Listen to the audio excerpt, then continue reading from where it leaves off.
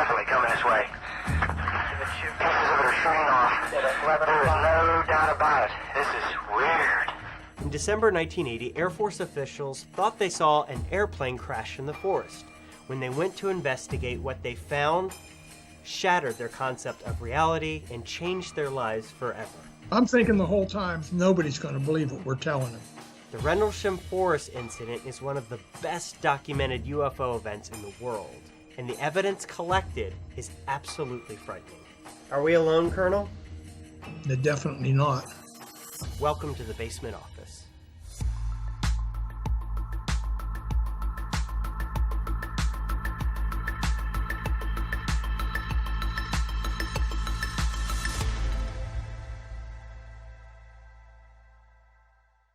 And again, we are joined by Nick Pope, who has been kind enough to join us for quite a few episodes here. And you literally wrote the book on this incident, right? Yes, I teamed up with two of the main United States Air Force witnesses. We put together this book, and to my knowledge, it's the only UFO book ever to have needed security clearance from both the US and the UK government. Why don't you set up the scene? Well, Rendlesham Forest is in the county of Suffolk in England, and it's to the northeast of London. And these are two military bases, Bentwaters and Woodbridge, RAF bases, so Royal Air Force, but operated by the United States Air Force. So most of the witnesses are US military personnel. And Rendlesham Forest lies between the twin bases of Bentwaters and Woodbridge. Okay, so take me to December 26th. Some of the security, police and guarding personnel see strange lights in the forest, and their first thought, of course, is they think maybe an aircraft has crashed and there's a fire. So they go out to investigate, and they find not a crashed aircraft, but a landed UFO. A relatively small, triangular-shaped craft, and it's come down in this small clearing in Rendlesham Forest, and it's actually smashed off some of the branches as it came down. John Burroughs and Jim Penniston, who were the two who actually then went forward to approach the craft. They walked up to this thing, and then suddenly it slowly took off vertically, maneuvered its way past the treetops, and once it had cleared the treetops, it accelerated away at incredible speed. And Jim was an experienced non-commissioned officer who had deep specialism in aircraft recognition, and he said this is no aircraft. This thing was so beyond his frame of reference, he just didn't know what else to think or say. And I actually spoke with Jim Penniston, and his story is its own episode altogether. In fact, the next episode is completely dedicated to Jim Penniston's story. But for now, this is not the end of the Rendlesham Forest incident.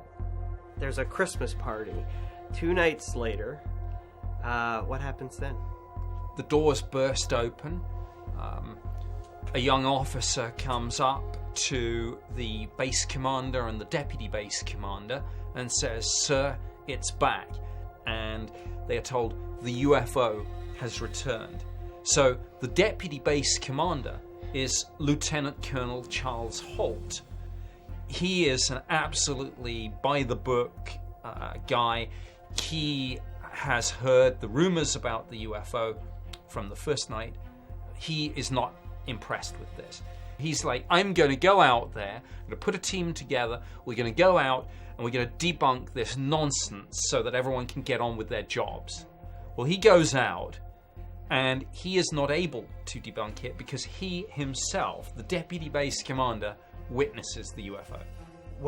He took an audio recorder with him, and the public can listen to this tape. We've taken some snippets from this tape and for you guys to listen to and watch. So let's cut to that. Watch, straight ahead off my flash back there. There it is. Hey, I see it too. sir. So can I get some? Yeah, it's a strange, small red light. Looks to be maybe a quarter to half mile, maybe further out. I'm going to switch off. The light is gone now. It was approximately 120 degrees from the site. Is it back again? Yes, sir. Everything else is just deathly calm. There is no doubt about it. There's some type of strange flashing red light ahead. It's yellow. I saw a yellow tinge in it too. Weird. It appears to be maybe moving a little bit this way. It's brighter than it has been. Yellow. It's coming this way. It is definitely coming this way. Pieces of it are shooting off. There is no doubt about it. This is weird. I want to point out in this audio to remember that this guy had no interest in a UFO, went out there to calm everyone down. There's nothing here. You guys are, this is bull. And then you hear in his voice, look, there's a light. Oh, what is that? You know, you can hear himself surprised. Why don't you describe what he's seeing in this audio tape? Well, the start of all this is actually quite mundane. He goes, because at first he doesn't see anything. So what he does is he and the half dozen or so people that he'd taken out with him, they go to the landing site where John Burroughs and Jim Penniston encountered the UFO on the first night. And sure enough, they actually find indentations in the ground. And the ground is, this is December in England, it's cold, the ground is frozen hard. There are indentations that show that indeed an object weighing several tons did land exactly where they said it landed. So they start off there, and at the beginning of the tape they are going around and, for example, they're taking samples, soil samples, scrapings from the trees. They run the Geiger counter round and they get peak readings. Radiation readings. And actually the declassified Ministry of Defense file on this says that subsequently the Defense Intelligence staff assessed those radioactivity levels as being significantly higher than the average background. So that's where they start off. But then, yes, suddenly that work is interrupted because they see the UFO themselves. And you can absolutely hear the excitement, the tension, at some points probably a little bit of fear in their voices as they're saying, it's coming this way, it's definitely coming this way. Weird.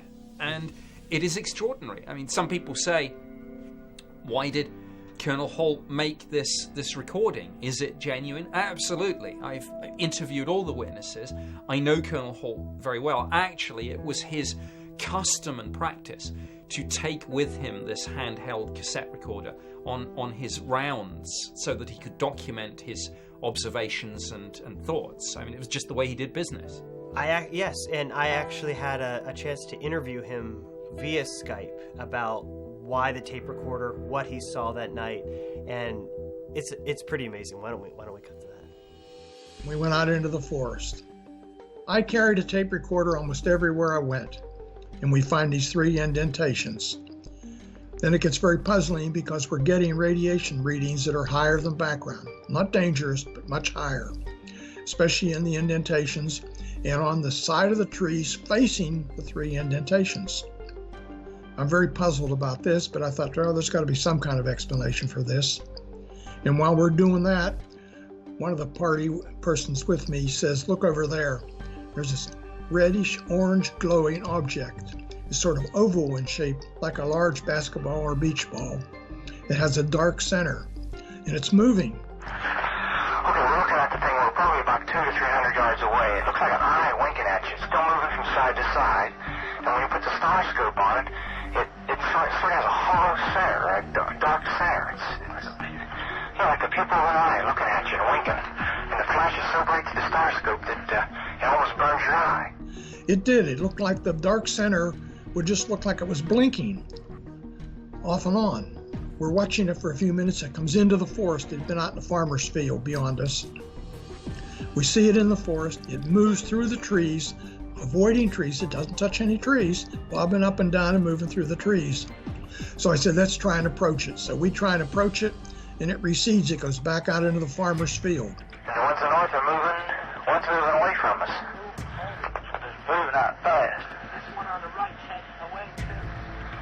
Yeah, we're both heading north. Okay, here he comes from the south. He's coming toward us now. We stop at the edge of the forest and watch it, and I can see the glow from it on the farmer's house, which is on the far side of the field. All the windows reflected so brightly it looked like the house was on fire. Now we're observing what appears to be a beam coming down to the ground. This is unreal. The object's dripping or shedding some kind of material like molten metal or some kind of sparks or something. Then it silently explodes like fireworks into multiple white objects, and they disappear. What are your emotions as you're seeing this thing? Oh, we were almost in shock. I'm thinking the whole time, I wish I hadn't got involved in this. Nobody's going to believe what we're telling them. I'm thinking ball lightning, all kinds of explanations, but nothing fits. He just comes across as so sincere. Yeah, he's the ultimate reluctant witness. This is the last person who wanted to see a UFO and get caught up with a story like this. Let's talk about the physical evidence that's observed and documented at this site. It's really extraordinary. There's quite a combination. You've got, broken branches, heat signatures on bark, burns, heat signatures on trees, essentially, from what I understand. Yes, the clear implication from the physical data is that the object or craft that landed in the clearing was a high heat source, both in terms of conventional physical heat, but it was also giving off radioactivity. And indeed, there are some of the witnesses who say that health issues that they have are maybe attributable to that. And I alerted some of these people to a line in a declassified British government intelligence assessment of the UFO phenomenon. And there was a line, and it said witnesses were probably exposed to what we called UAP radiation for longer than normal time periods. And on the basis of that, a witness has now been quietly given a settlement from the VA. Let me get this straight. You produce a classified? Well, originly classified, classified, highly classified, secret UK eyes only, but now in the public domain, That declassified. said, the UFO probably gave them radiation. Yes. And now, what I can't do... That's real? Yes, that's real. Senator McCain was involved in this. A number of senatorial and congressional aides were involved with this. We sent letters directly from Senator McCain to them stating that if they didn't start doing something and release the information and get you the care that you needed, that he personally was going to take this in his hands and address it. The VA was being asked to evaluate and grant me disability based on the injuries I received in the line of duty in December of 1980 in Rendlesham Forest. Correct. Okay, so the VA says this is real. But what was it? I know Colonel Halt has some scary thoughts on this. I have no idea what it was. All I know it was under intelligent control. What makes you say it was under intelligent control? Because it moved through the forest avoiding the trees, and when we tried to approach it, it moved away from us and then exploded and went away. I'm sure, have you researched this more into trying to find an answer into what this could have been? Oh, I've talked to everybody from Nobel Prize winning astrophysicists, you name it, and nobody's been able to come up with a good explanation. People say it was a manure wagon on fire, it was a cop car with lights on the roof, it was the lighthouse, all these crazy things, but nothing fits. Are we alone, Colonel? They're definitely not. In the next Basement Office episode, we dive even deeper into the Rendlesham UFO story with retired Air Force officer Jim Penniston. What appeared in the forest floor in front of me was a triangular craft. He claims he not only saw the UFO, but that he touched it with his own hands. I was very scared, believe me. And that's when things got weird.